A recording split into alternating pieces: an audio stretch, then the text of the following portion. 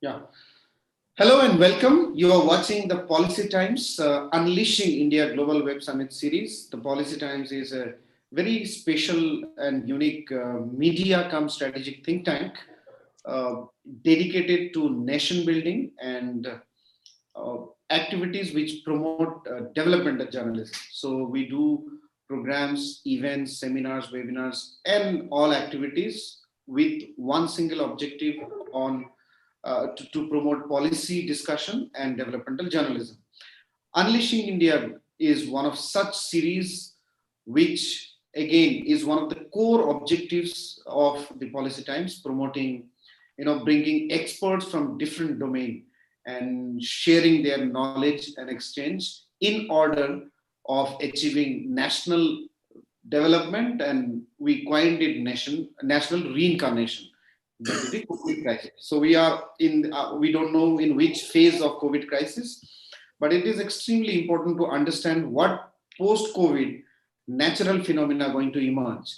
So today, this session is chaired by Dr. P. Shekhar, who is chairman of Unleashing India and Global Smart Cities Panel, an author, publisher, entrepreneur, policy influencer, policymaker, contributing selflessly on different domains. With him, we have two eminent personalities and diplomats, in other way, businessmen and diplomats, sharing their expertise and opinions and views on a very special topic, that is Indo-Singapore alliance. India and Singapore have special place in this world. Singapore, I will start with first, has done exemplary work in the field of economic, socio-economic development, is a case study for the world, how a country can transform itself into one of the, from one of the poorest countries of the world into one of the most advanced, rich nations of the world. No nation in the world has witnessed something what Singapore has done. It has almost, it had nothing in terms of resources. It was absolutely empty country with some poor people coming from different part of the world. But the way it has transformed and reshaped itself to become the financial center of Asia and of the world, and the kind of massive economic development it has done. India is again a unique nation with its diverse culture. There is no country in the world as diverse as India. However, it has a lot of gifts, natural and some inborn. Now, how India and Singapore build an alliance uh, for national, to achieve national reincarnation is what we are going to discuss. With this, I want to hand over the floor to Dr. P. Shekhar to kindly take over the session. Thank you, Akram. Technically, this will be the 70th session. We started in May end in a very small way. And also, fortunately, our two speakers have come before. One has come in the top 10 and second immediately thereafter. And they have done an immensely good job. Mr. Mohan was talking more of an NRIs, PIOs, basically overseas Indians, how they can contribute, what they are doing, how they are doing. And Anup had talked about multilateralism. He's an expert in bringing various countries together in terms of geopolitical alignment and what way we can think, what way we should plan, what way we should strategize. Now, this India-Singapore is a very interesting challenge. I will just rush through a small presentation.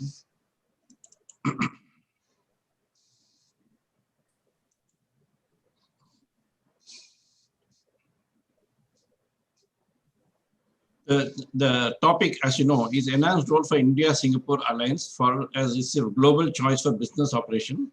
And this is good for national reincarnation. We generally mean nation from Indian point of view. Whenever we have done some with Australia, some with Europe and all, that nation means both countries put together. So that being the objective, we have got two countries. And when we say that Singapore has gone into a great level, and the person sitting opposite is one of the recent. He has been there for almost 4 decades and has done immense work for Singapore and for India. He has been the chairman, president of various Indo-Singapore associations and others, which I will introduce at the end of this small presentation. I'm going to only rush through this presentation. so that we get a flare of whatever we are talking. This is to develop, in Singapore itself is a smart city, super smart city, and you name it, it is there. It is a country, it is a city, it is a state, everything.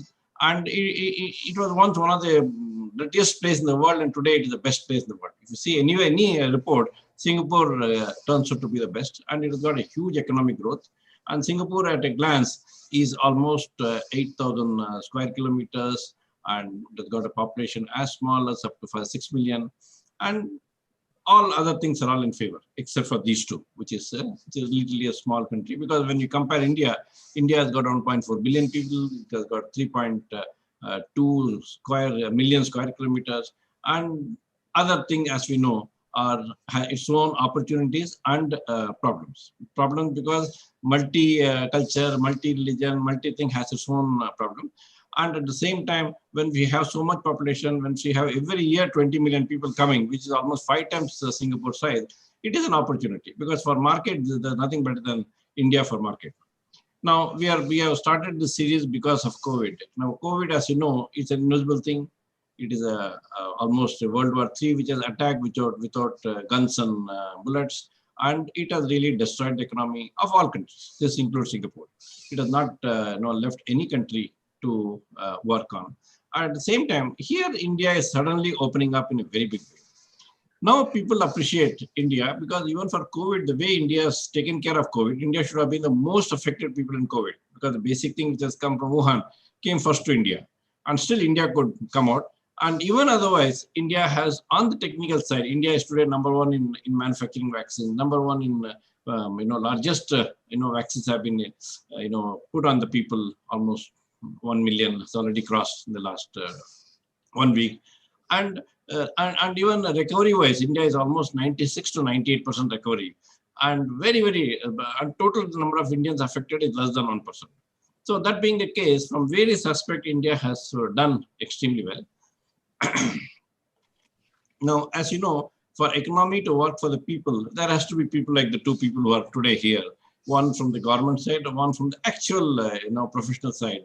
He's a chartered accountant, and he's done so much immense work, which he will tell whatever he's going to tell.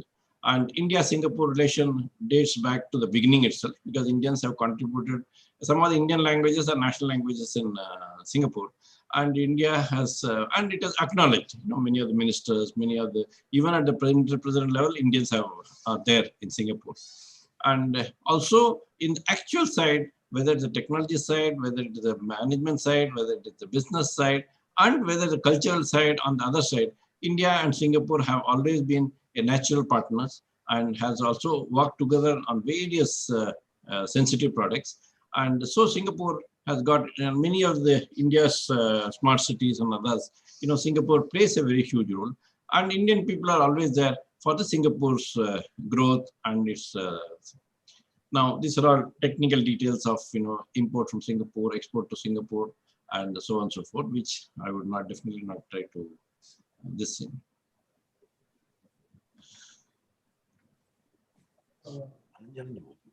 Yeah.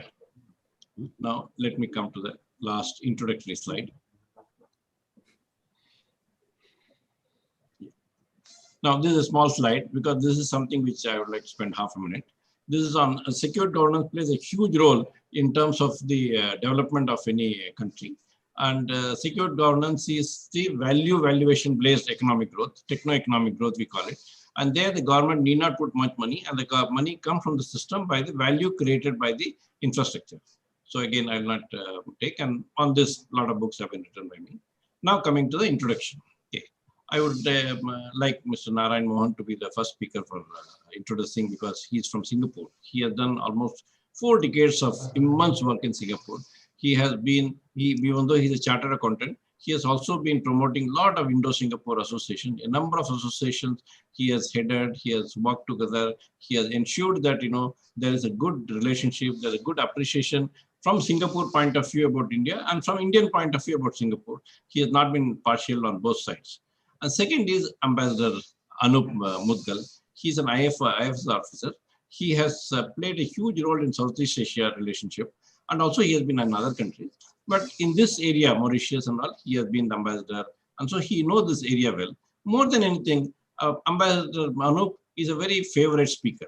He knows how to present things so that people can appreciate, people can understand. Typical bureaucrats may or may not many times able to present whatever is there in this thing. So we have called him second time because of the good talk which he gave last time. So Anup will come after a 10-minute talk by Narayan Mohan.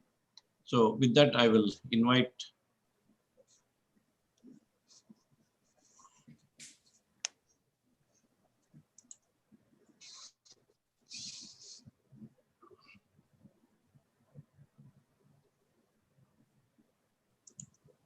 Yeah, Mr. Narayan, mic is yours. Good afternoon. Very good afternoon. Congratulations to the government of India and people of India on their 72nd Republic Day and celebrating 56 years of bilateral ties between India and Singapore. It's a great honor for me to be part of this event today, and I would like to brief you about the tradition of Singapore and also the relationship between Singapore and India. There are more than 8,000 Indian companies established in Singapore over the years. Most of these companies, Indian companies, are very keen to do using Singapore as a base to do international trading. When you look at the number of overseas companies like UK, Australia, New Zealand, the Indian companies are the leading number of companies among the various countries which have established their companies in Singapore to do a global trade. CECA was signed in 2005 between India and Singapore, which is called Comprehensive Economic Cooperation Agreement, with the intention of not only to promote trade, beyond trade, culture, and relationship, and beyond. What are the reasons for people choosing Singapore? As Mr. Akram rightfully said, Singapore was separated from Malaysia in 1965, which was like a third world country. In 1965, the GDP was $517, and today in 2018, it has moved to a first world country with a $64,582. The great change has taken place due to the various efforts put by the leaders of Singapore to change the small red dot teeny nation in the world. I will now sort out which are the things which made it possible. Political stability, high quality infrastructure, friendly low taxes regime, and when it comes to taxes, there are no wealth tax, gift tax, and capital gains tax. You have only goods and service tax. Across the board, for all the items, it's only 7%. So with that, I also would like to add something more here. Recently, during the COVID time, the Singapore is in a position to attract $17.2 billion of investments in fixed asset. It's surprising even for Singapore because it is also a 12-year record. The reason is, even in the COVID time, it shows confidence in people to make investments to get a better return. In 2019, the investment was $15.2 billion. Usually, on an average, between $8 to $10 billion of investments is being attracted by Singapore and also forecasted by the leaders. What recently the Boris Johnson, the Prime Minister of UK, has said, let's make Britain the Singapore of Europe. Recently has requested his Chancellor, Mr. Rishi Sunak, is to spearhead UK government moves to exploit opportunities of Brexit by turning UK into the Singapore of Europe. The Chancellor has constructed a new body called the Better Regulation Committee in order to see that UK can be made the Singapore of Europe. Now I move on to the best thing of Singapore, what I have noticed. Again and again, Singapore has been rated the best ease of doing business by the global rankers. World Bank has ranked among 190 economies. Singapore has been rated again and again. Now New Zealand has taken over number 1 position. Singapore has taken number 2 position.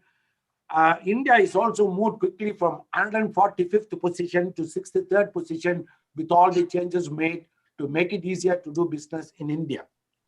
When it comes to credit rating, there are 11 countries in the world who have got AAA credit rating. And the top 3 rating companies have rated Singapore as AAA rating in the world. Interestingly, there are more millionaires in Singapore. As on 30th June 2018, 183,000 millionaires in Singapore, according to Credit Suisse, the private bankers of Switzerland. We all know about the best port in the world, which is Singapore Port, and also the best airport in the world, which is the Changi Airport, which has been rated as the best airport in the world time and again. Singapore has been rated also the best global financial center, the fourth largest financial center in the world, after London, New York, Hong Kong, and Singapore, because of the assets under management, which is nearly $4 trillion, and which is also increasing. The government also has introduced a new act called Variable Companies Capital Act, Variable Companies Act, whereby people can set up fund management companies at ease instead of going into Luxembourg, Jersey, and Mauritius and various countries in the world. As far as when you take a look at the foreign exchange, Singapore is ranked as the third largest foreign exchange center in the world because of the openness of no restrictions of money coming in and no restriction of money coming out. We are all also aware about anti-money laundering and countering of terrorism financing, which is followed closely as per the instructions of OECD countries.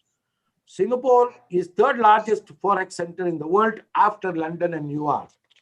When you move to the new trend which is happening in Singapore is of setting up of data centers. There are more than 40 over data centers have been set up in Singapore by all the named top-notch companies in the world like Yahoo. You look at Google, Facebook, everybody are trying to set up a data center to see that they store the information and then distribute to the world. And Facebook has recently invested $1 billion to set up a data center in Singapore. Now, I don't want to talk about tourism in this COVID situation, but Singapore, as Dr. Segar was talking about, attracted 18 million tourists. They spend nearly more than $20 billion. What he rightfully said, 4 or 5 times of the population, people have come in as tourists to Singapore, have gone out of Singapore, and 5th largest tourist destination in the world. Singapore also in Human Capital Index has treated as best in education and health. Coming to the passport, which is very interesting to note, Singapore passport is considered the best passport in the world. Out of 170 countries you can travel without a visa.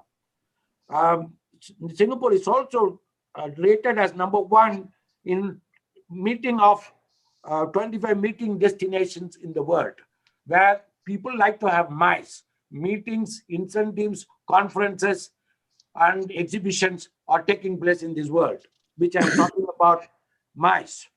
Singapore's GDP, which I explained to you earlier, moved from $517 to $64,000, all because of the hard work put over all these years.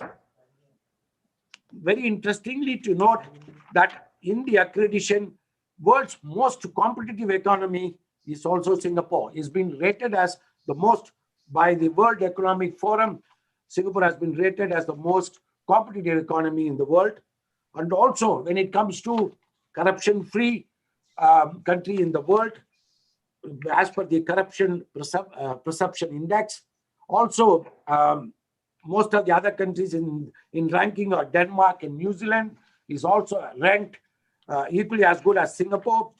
And then also Singapore has entered into a lot of free trade agreements to enable to promote trade. The trade done in Singapore is 3 times of GDP, which is very interesting to note also. And also Singapore has entered into free trade agreements to enable the population to move and do better trade with a lot of countries in the world. They have entered into more than 23 free trade agreements. With this, I also would like to tell you about 2 things. There are 2 new books have come, which is one book is called Singapore edited by Professor Tommy Ko. He's an ambassador at large. 50 Secrets of Singapore's Success. There is one more book which has also come, is about recently these books have come in the market. I would like to people to read about it, and also India on Our Minds. This is also edited by the same gentleman, Professor Tom, who was the professor before, now is ambassador at large. Tommy Ko has edited both the books for your information. I don't have much to add. I'm happy to join with you later to share my thoughts and views. Thank you for giving me the opportunity. Thank you. Excellent way in which you have precisely it is a bullet points, and it will make our ambassador's life more better, because he's going to talk on a more holistic level rather than that on the particular level. Anupji. Thank you so much, Shekhar. You and Mr. Narayanan, you in a way have created a wonderful field for me to speak. But as you mentioned, I will go into a broader macro view of why is India important for Singapore and why is Singapore important for India. Because these are two very, very different countries, very different skills, very different capabilities. But there is tremendous amount of complementarity there. Now, when we talk about two countries, societies, people coming together, we need to understand what is that brings them together, which means the drivers of convergence. Because nobody cooperates without a reason. It's only, I think, parents cooperate with children without reason. And even there, the reverse is not true. So what is that brings us together? We have tremendous proximity. And this proximity, you can look at any aspect of our two countries. You have that proximity. Shekhar, we have proximity of geography. We have proximity of history. We have proximity of ethnicity. We have proximity, cultural proximity, linguistic proximity. And finally, we have a wonderful proximity in terms of the policy priorities of both the countries. Now, you have already mentioned about trade figures, investment figures, and dear friend Narayanan has spoken about Singapore's performance on various parameters, Singapore's attractiveness for business investment, Singapore's attractiveness for ease of doing business. So I will probably not go over those issues. Let me see why is Singapore relevant and important for India.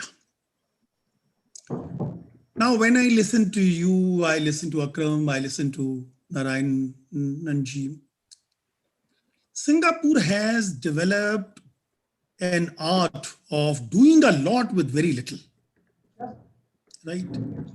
Now, they had no resources to begin with, no natural resources, no financial, technology, manpower resources.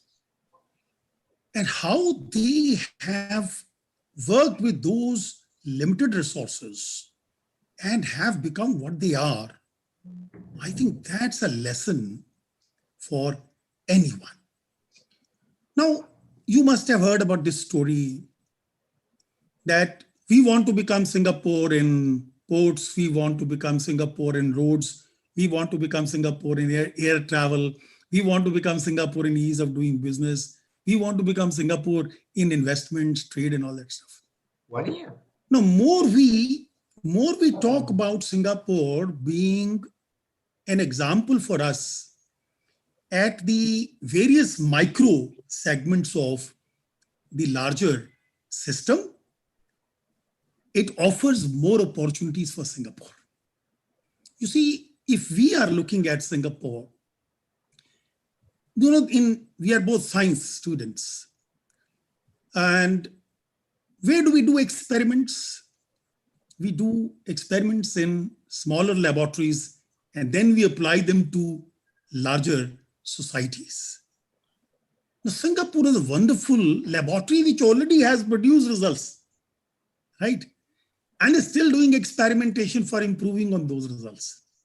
So of course, we can learn a lot from Singapore at what is called subsector level, and then try to improve those sectors in India. But then look at Singapore. Now, Singapore also needs other large countries and markets for using them as a force multiplier of what they do. Now, if Singapore comes out with a new technology, if they do not have a market like India, what will they do with it? They will have to take it to other larger markets, be it China, be it Southeast Asia, be it Europe.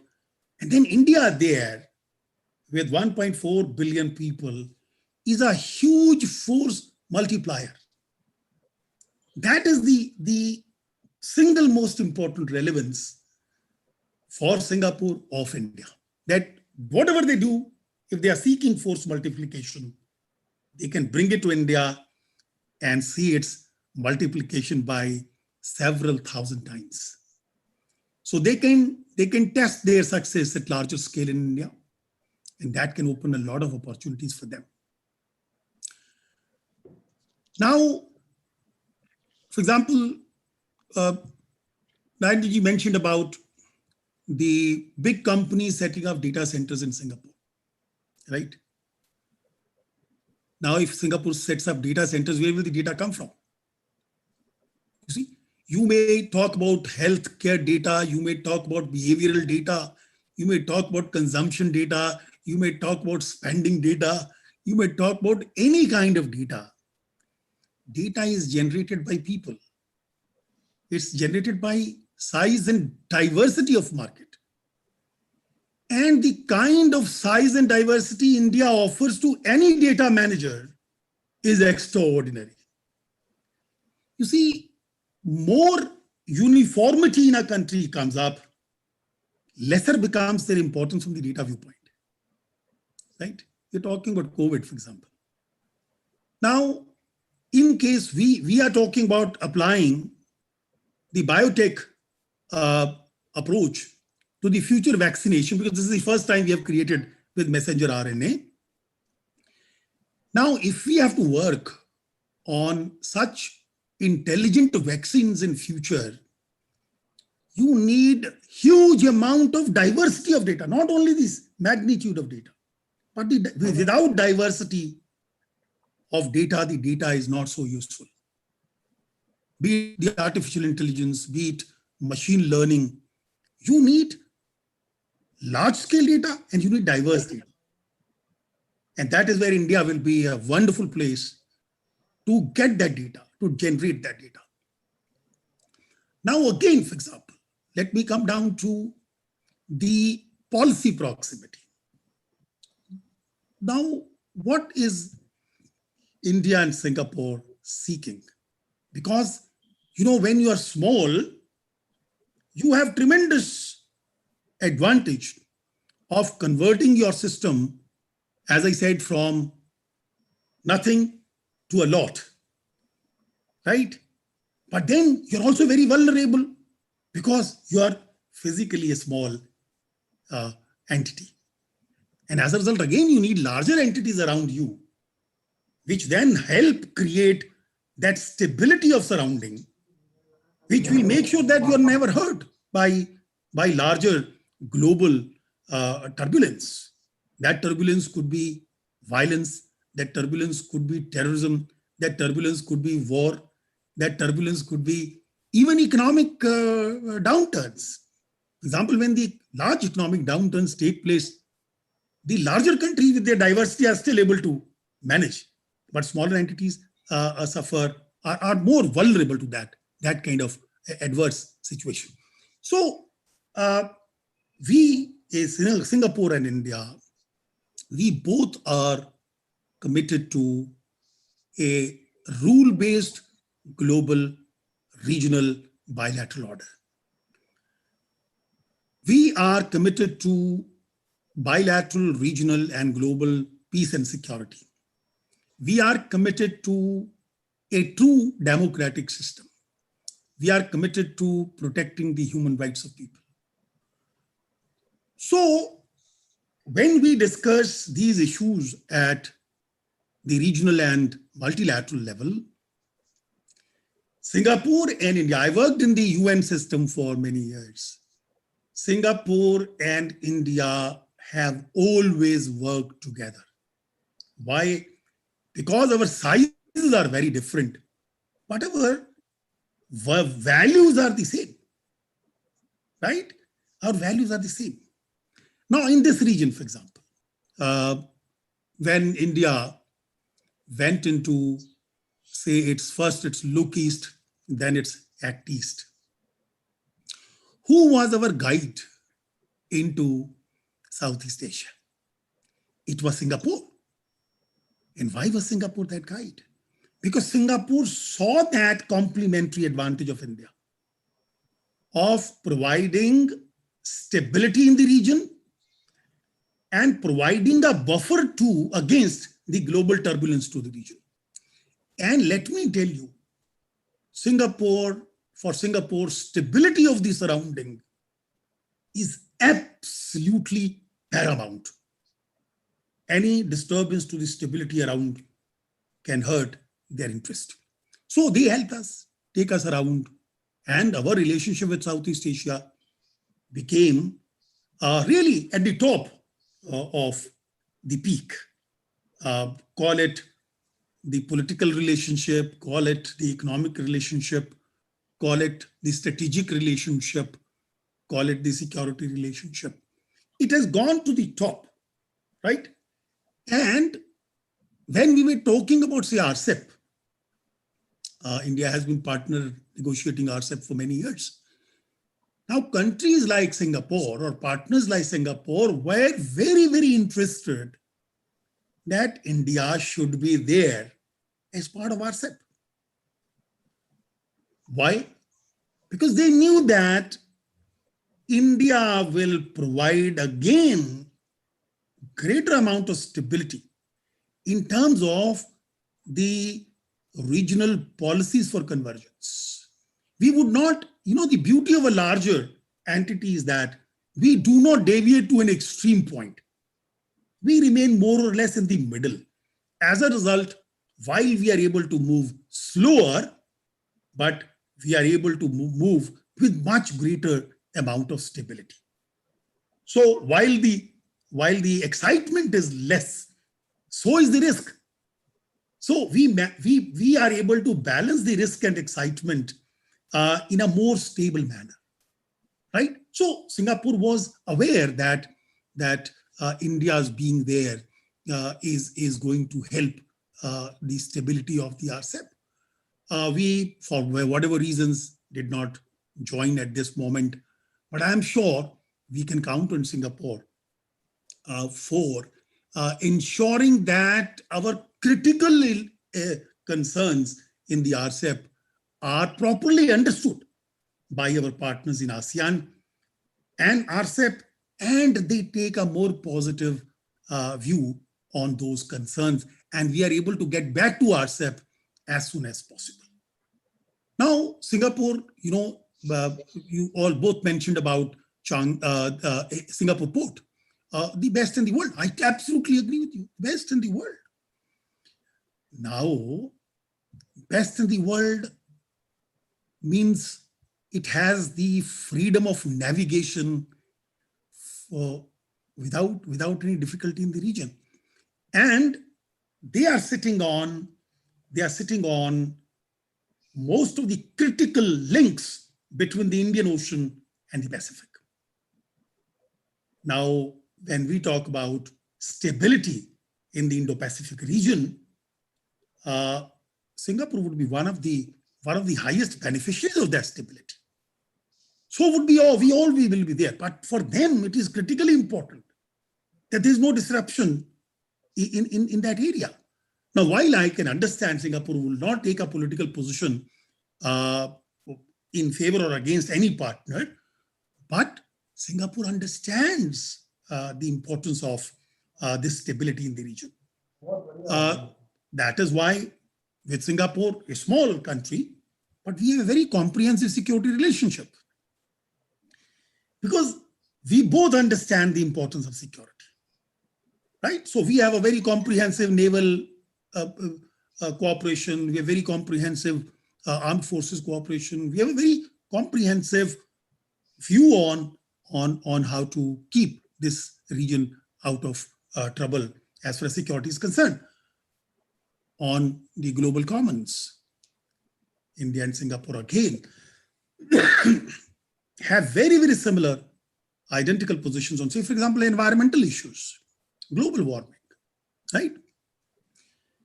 I would say, do I have some more time or?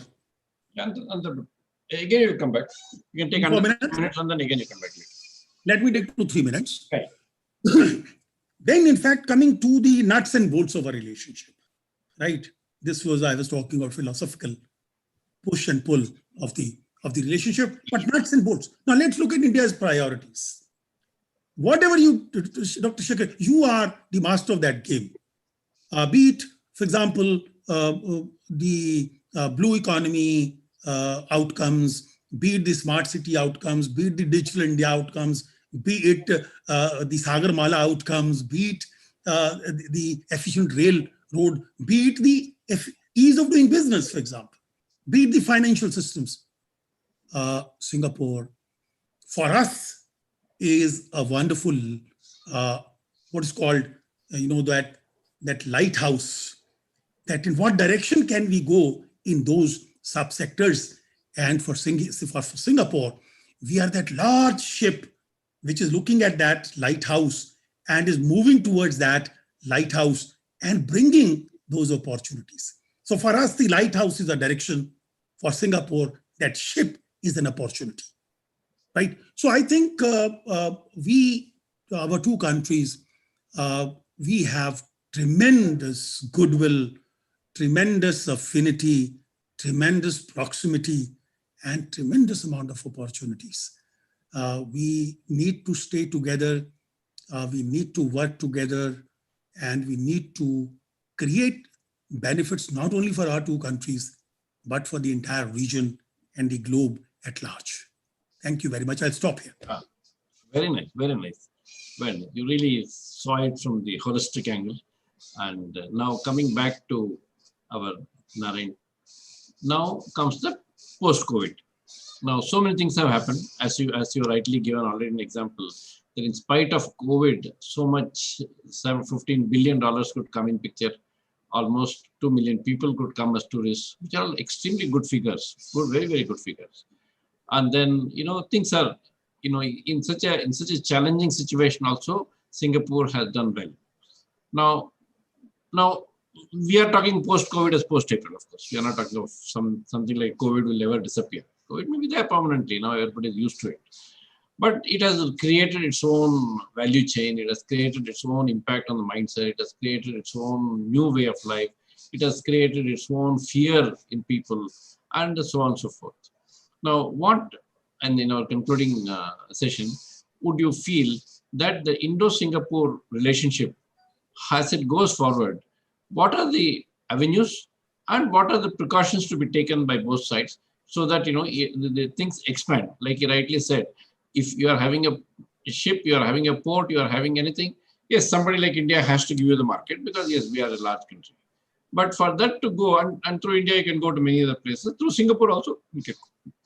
How to multiply it? Because we are natural friends, we are natural allies, we are natural, colleagues, so on and so forth. And people like you are Indians who have made a huge dent in Singapore life, and which is fully appreciated by Singapore.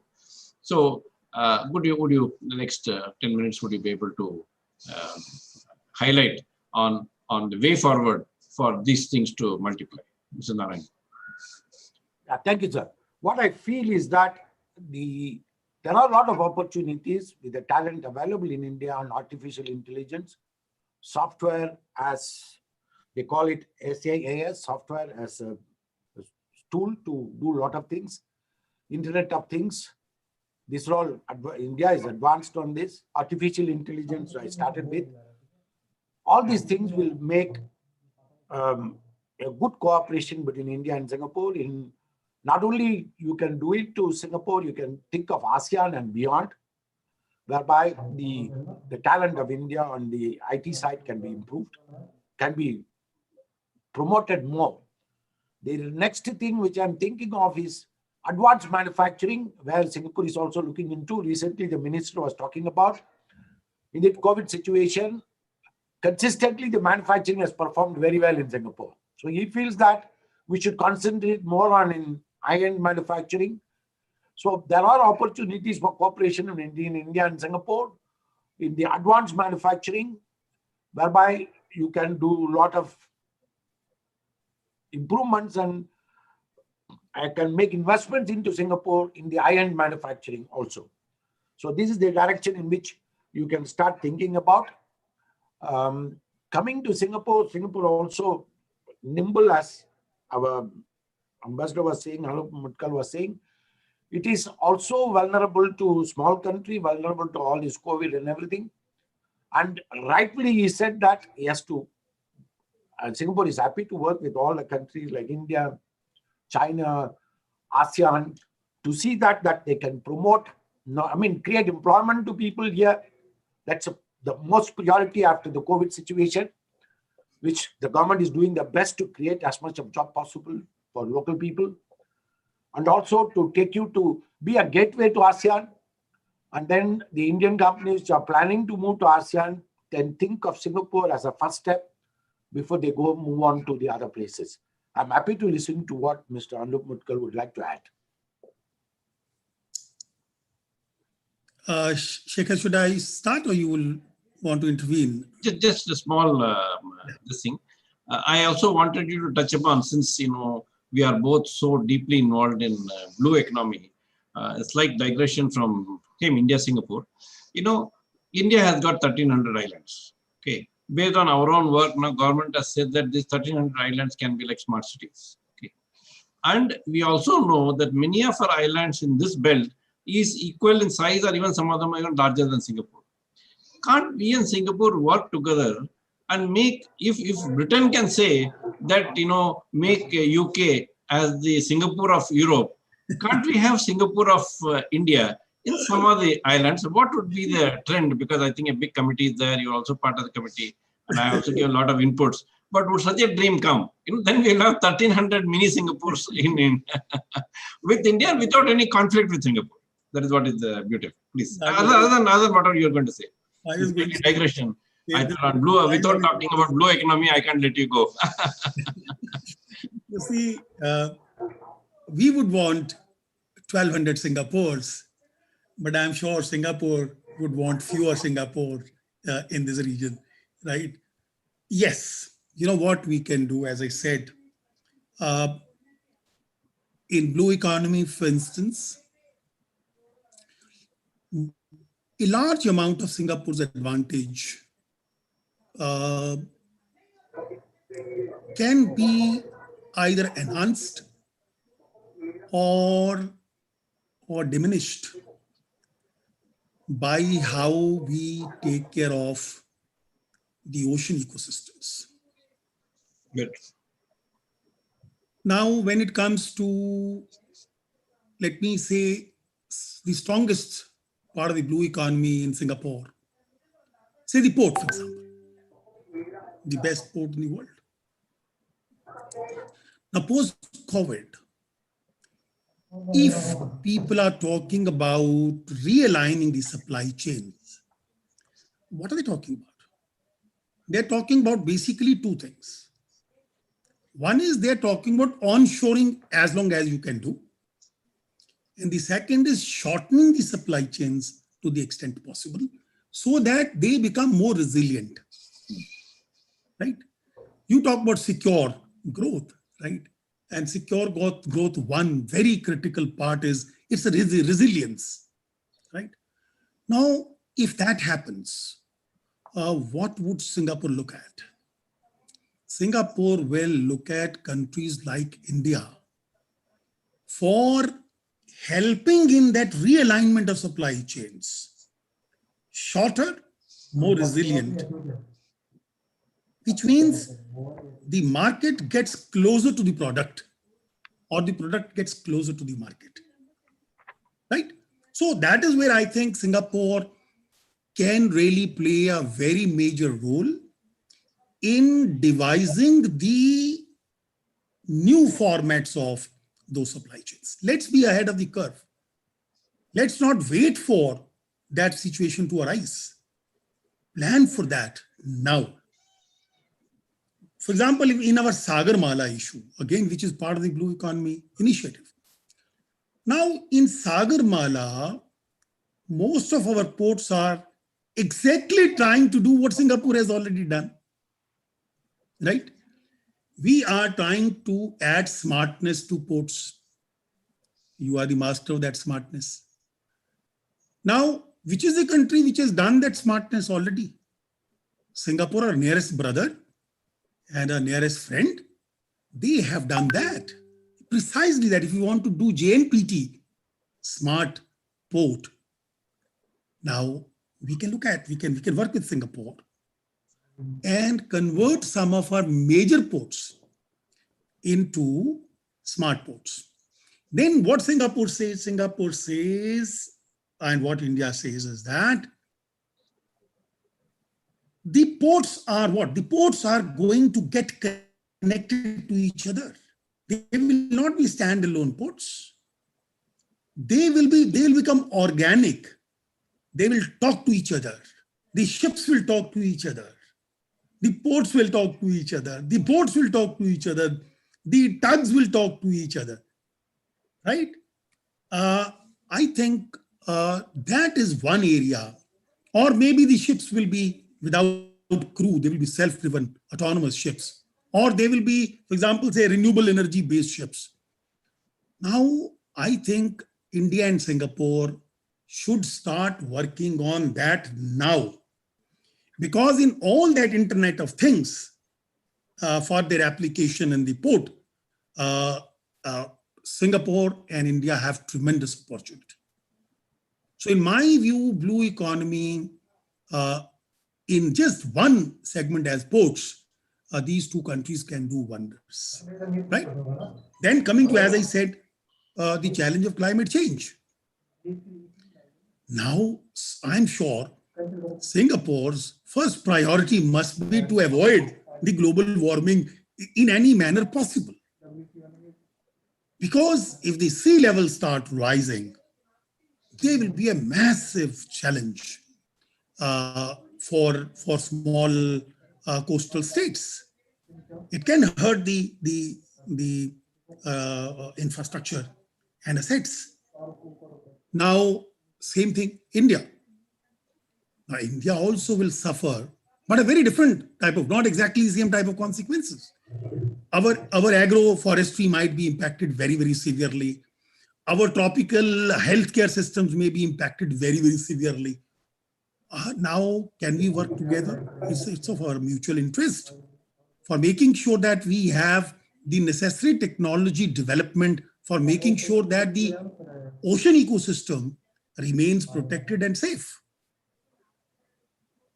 So I think you mentioned about the islands, of course. We can think of at least a couple of islands converting into Singapore, not exactly all the aspects, but at least some aspects of that. You all both mentioned about, say, we call them Industry 4.0. Right. Now, Singapore is going to work on Industry 4.0. You will not be able to avoid Industry 4.0. You take my word for this. For Singapore, Industry 4.0 is a question of basic survival. but who will provide you the base, the raw material for industry for applications? That raw material will come from India, both in terms of manpower, scale, diversity, and magnitude of data. So I'm not saying we are the only ones. ASEAN put together itself is a good laboratory for diverse and large scale data. China could be one. But the amount of diversity India provides, no other place can provide that diversity to data. And then provide the market for those applications. Now, first we give the raw material in terms of data for technology development, and then we provide the market for technology consumption. I think this is a wonderful relationship. So let's work on these ideas together so that neither of us are left behind the curve. We are both ahead of the curve. Post-COVID is going to be a very different world, let me tell you. I think we should start working on those ideas now so that we stay ahead of the curve. Thank you. Yes, thank you so much. Yes, post-COVID is going to see a different world. You know, some will get almost wiped out and some will grow in a very high speed. And for that, I think Singapore is a very intelligent country and very intelligent people. India is a vast country. Okay. Because of that, all sorts of complexities are there. And both would, of course, require each other. That's why the strange suggestion of island, I put it. Because that will also give a win-win situation. Singapore is a master in that game. And we have so many islands and we have market. And it will not hurt each other's, it is all blank. As you know, 80% of the islands are not even occupied. Hardly, you know, it's all blank. And, you know, our land above the sea itself is almost 3 million square kilometers, equal to land. So these advantages can be sort of exploited for the mutual benefit of both. Yeah. So anyway, coming to conclude our this thing. Before that, I may like 2 minutes of concluding part from Mr. Narayan as well as Anup, so that we conclude sharp at 3 o'clock. Yeah. After Anupji has said about the port development and green economy and all those things, blue economy, my PSA is presently handling all the 4 ports in India. You all know about it. And industrial parks is managed by the by the Jurong authorities. They are constructing industrial parks, software parks in India also. So things are happening, already taking place in India. Another interesting thing, what Singapore government has done it from the beginning is that to have a bilingual system. So they always promoted mother tongue and English together, which has made them to be the first world country in the world, so that their connectivity to the global was not difficult at all at any point of time. I wish that this partnership between India, the bilateral beautiful relationship between India and Singapore, should make both countries progress well and succeed for the benefit of the people. With that, I conclude my note. Thank you for giving me the opportunity. Thank you. Yes, Anupji, you are. Shekhar, I will take you back to your own Brahmastra, which you use most of the time, the secure governance. Singapore is a master of secure governance. Very true. Right? Very true. Let's learn from Singapore, not necessarily at the entire national level once. No. Let's do in compartments which are ready for secure governance. Let's go there. It is infrastructure and ease-driven enhanced valuation of assets. Is there any other example which has done it better than Singapore? Dr. Saab, you must be traveling to Singapore every week. Right? You will see we don't have to really think into future. Singapore has already done it. learn from them. Ease of doing business, can you imagine? Singapore is within top 10, right? And we are somewhere way down, though we improved a bit, but that improvement is not seen on the ground still. I think we have to learn from Singapore how to really bring about ease of doing business, right? Not really only words and philosophy, but the actual ground level ease of doing business. Singapore is the master there. You see, necessity is the mother of invention. Singapore had the necessity of becoming smart, right? And they created that invention. Unfortunately, we have no compelling necessity for anything. Therefore, let's use Singapore as a guru in ease of doing business and in secure governance. With these words, I thank you very much. Thank you so much. Thank you so much. So we also conclude with few small remarks that, see, even long back, I was instrumental in getting IBM to India. That IBM head office was Singapore. It has to come to Singapore to India. So even at the time, I was thinking, Singapore is such a small country, and IBM thinks Singapore is so better. I'm telling about 89.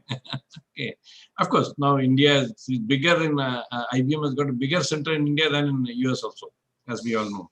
They got almost 150,000 people working in India and only 125,000 working in.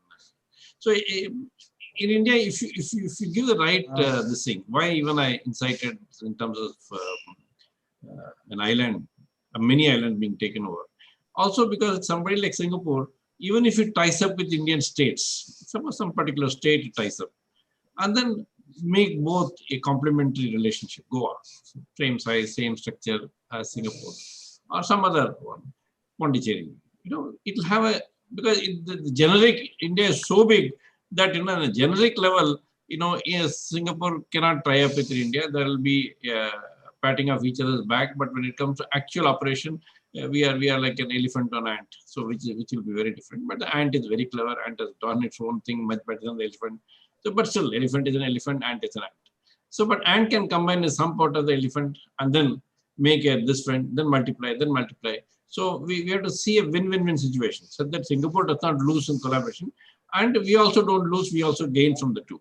So with that, I would, you're saying something? 20 seconds. In fact, I dealt with this whole double taxation issue very, very closely myself. Why do investors come to India through Singapore? Because Singapore has learned to work in India better than the Indians have done. And no better than Mr. Mohan. He's a chartered accountant doing an excellent job. Very true. Very true. These are all on the microscopic level. These all could be a sweetener in the relationship. So that way it'll always be good. So to conclude, we have to emphasize that Singapore and India becomes a natural partners.